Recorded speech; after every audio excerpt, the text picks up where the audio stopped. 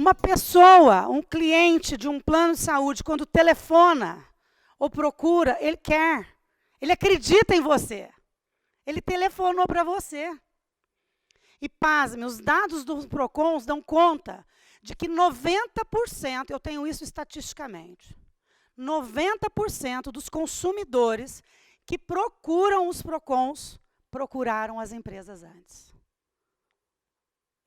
Só que aí procurou aquele atendente que está 6 meses na sua empresa, que vai sair daqui 6 meses, porque o sonho dela não é ser atendente. E ninguém fala, nossa, quando eu crescer, eu vou ser atendente call center. Né? Quer dizer, por quê? Porque nós criamos uma profissão que, infelizmente, não gera valor para quase ninguém. Gera gasto para a empresa, gera um aborrecimento para o consumidor e gera uma insatisfação profissional para quem atende. Porque ele não se sente um resolvedor, ele se sente um enrolador, um protocolizador.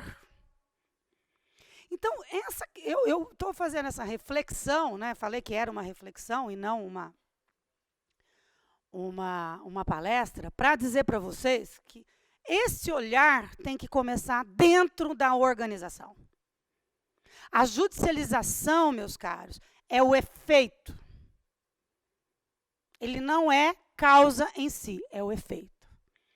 Enquanto nós, Estado e mercado, não tivermos a capacidade de fazer uma boa reflexão, um bom diagnóstico técnico, jurídico, que envolva qual a demanda, porquê da demanda e os custos dessa demanda. Não estou falando só dos custos financeiros, não.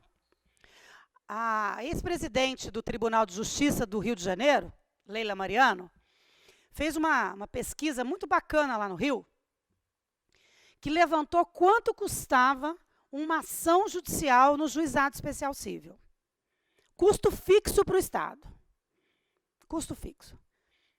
R$ 1.700. R$ 1.700, custo fixo. Energia, serventuário, papel, computador, internet. Né? E aí eu gosto de dar a fonte, porque a Leila, num evento que nós estávamos juntos, ela disse o seguinte, eu fiquei com uma vontade de olhar para o governador e falar, governador, cada demanda que chegar aqui, abaixo de R$ 1.700, vamos o Estado pagar essa demanda? Porque vai custar mais barato. Não é? Porque 1.700 é custo fixo. Aí você pensa, não é? Todo o custo do mercado, custo do cidadão.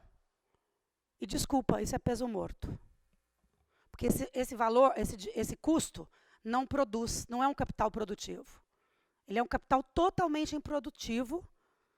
E no pior, e ainda, muitas vezes, a hora que chega na última instância, não deixou ninguém satisfeito. Então, veja, essa lógica perversa dessas demandas de conflitos, elas precisam passar por um tratamento técnico, científico até. Por quê?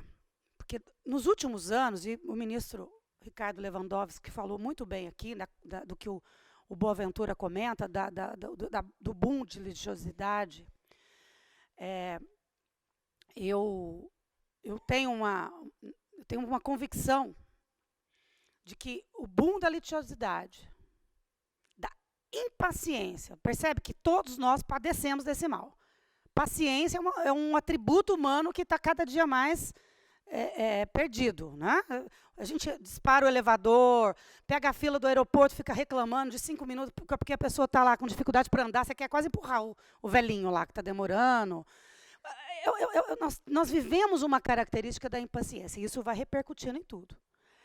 E potencializado em coisas chamadas internet, redes sociais, etc.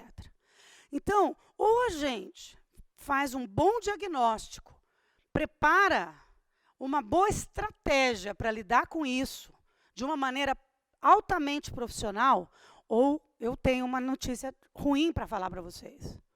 Vai ficar pior. Vai ficar pior. Por quê? Porque a litigiosidade vai aumentar. Se nós não temos capacidade de dialogar, de olhar nos olhos, de compor, nós vamos ter cada dia mais necessidade de ter um árbitro para dizer quem está certo e quem está errado. A gente começa de criança, né? A gente chama o pai para dizer, pai, minha mãe não quer isso, pai. Quer dizer, a gente necessita de árbitro. E agora, nesse boom de impaciência, impertinência, né? E de busca por tudo, as pessoas estão perdendo a noção das coisas. Chega ao ridículo, às vezes, algumas manifestações por aí, mas, enfim, a democracia dá trabalho, mas é assim. Isso vai refletir em todos os serviços. Ou a gente acha que essa insatisfação vai só ser com o Estado. Não, ela vai perdurando. Né? O cidadão não consegue ter uma ouvidoria no transporte urbano, ele vai lá e quebra o ônibus, queima o ônibus. Tirando o banditismo que tem aí, nós temos uma realidade social. Não tem aonde reclamar de transporte urbano, por exemplo, em São Paulo. Tem ouvidoria? Não. Tem um saque que funciona 24/7? Não. Então, o que o cidadão está dizendo para o gestor do Estado? Eu queimo o ônibus. Eu quebro esse ônibus. É manifestação de impaciência e de ausência de diálogo, de ausência de relacionamento. E isso vai reverberando para todas as relações econômicas, sociais. O ministro colocou isso de uma maneira magistral aqui.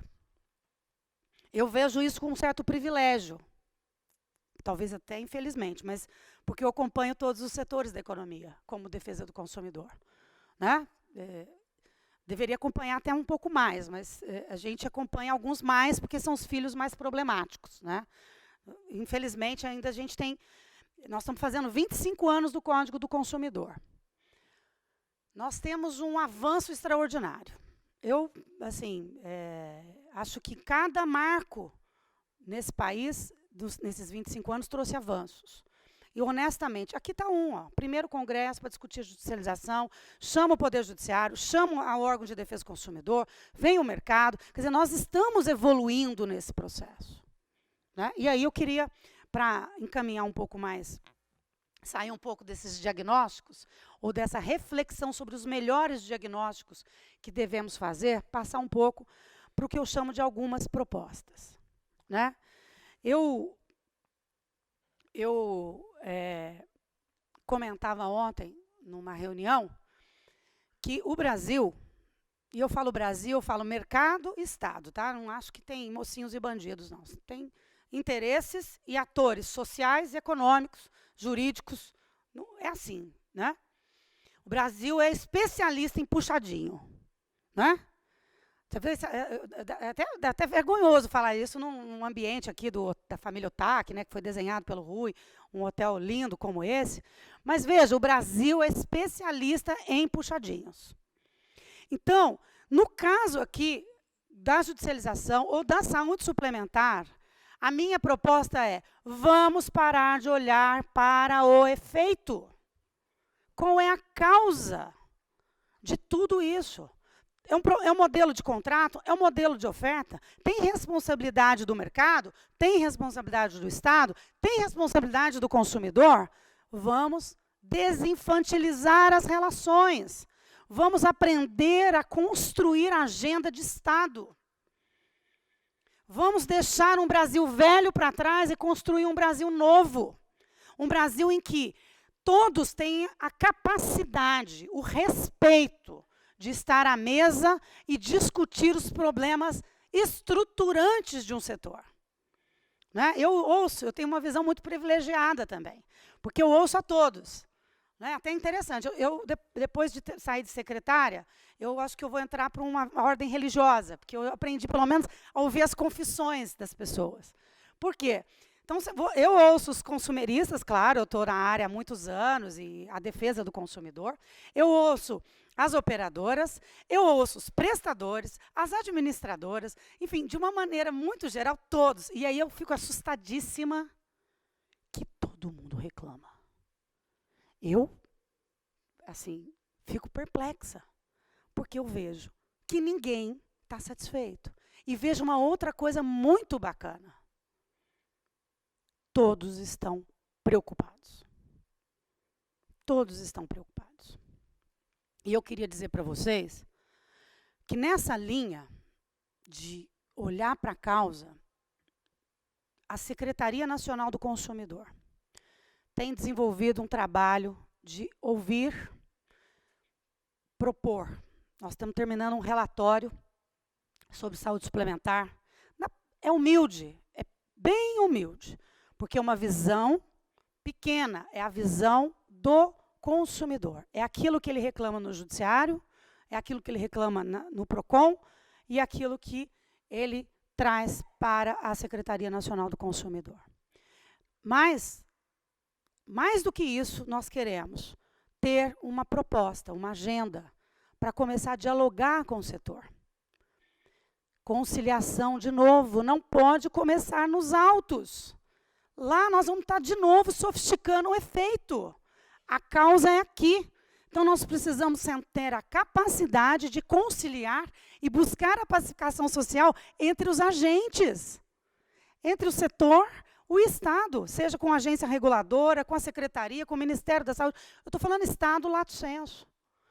Porque, senão, a gente não vai conseguir construir um outro cenário do que esse que está aqui. A conciliação nos autos é brilhante. O consumidor e a empresa, ali naquele caso individual, vai embora. Eu acho excelente, mas eu acho, e até como gestora que sou, no âmbito federal, a minha proposta é que isso aconteça de uma forma estruturante, macro. Porque senão, sabe o que acontece com a gente? A gente sofistica a máquina do gelo. Sabe, a sensação nossa é de enxuga-gelo, né? Então, a gente vai sofisticar, vai agilizar, vai diminuir o custo, vai ganhar escala.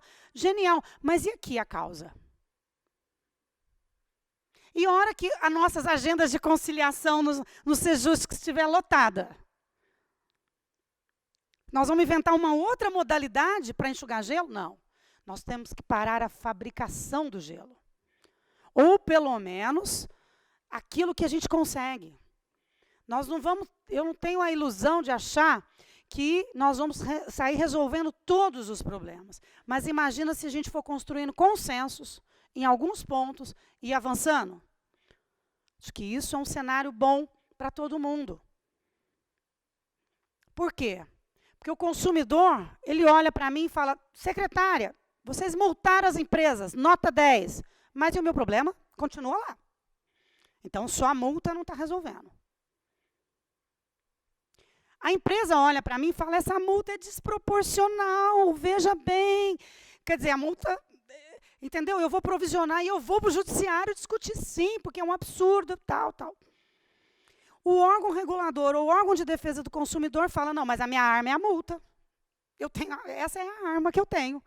E quando eu sou cobrada pelo Ministério Público, pelo Tribunal de Contas e pela imprensa, e pela sociedade, eu tenho que mostrar o meu poder de polícia. Né? O que o ministro colocou aqui, da maneira como o juiz julga. Né? O juiz olha para a Constituição, está lá, ele não pode... o princípio da inafastabilidade. Não é porque o juiz quer muito encher a vara de casos, mas... Tá. Então, a mesma coisa, muitas vezes, o órgão de poder de polícia também é instado o tempo todo.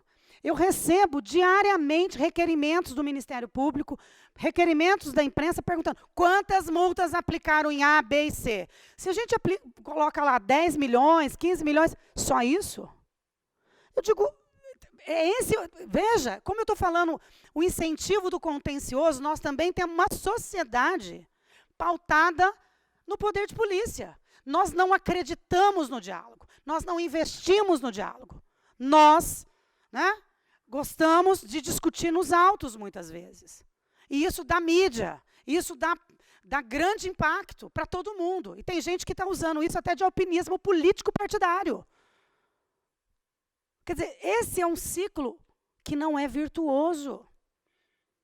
Quando eu falo para parar de olhar para o efeito e olhar para a causa, é que temos que ter uma agenda de Estado. Mas uma agenda séria, com players de fato preocupados, não com o seu próprio interesse, não com outros interesses que não sejam os interesses republicanos envolvidos no tema da saúde suplementar. Rede, assistência, credenciamento, preço.